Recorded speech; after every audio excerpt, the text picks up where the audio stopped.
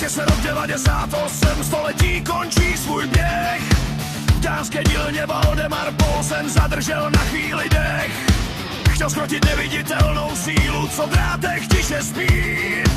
Otisknul hlas do kusu kovu, řekl si bezvládí.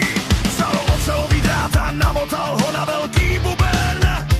Věřil, že magnetismus bude jeho věrným sluhou zkoušen. Telegrafon tak pojmenoval ten podivný stroj.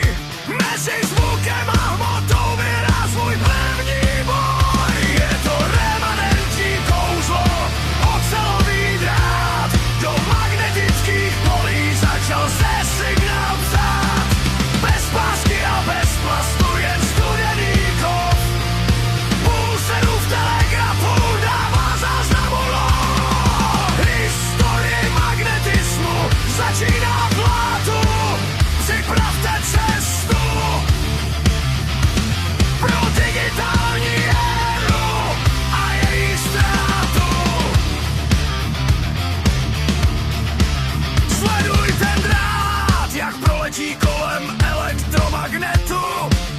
Proud z mikrofonu mění pole, dává smysl bajetu. Využil remanenci, co v oceli zůstává dál, aby tvůj hlas v té struktuře navždycky stál.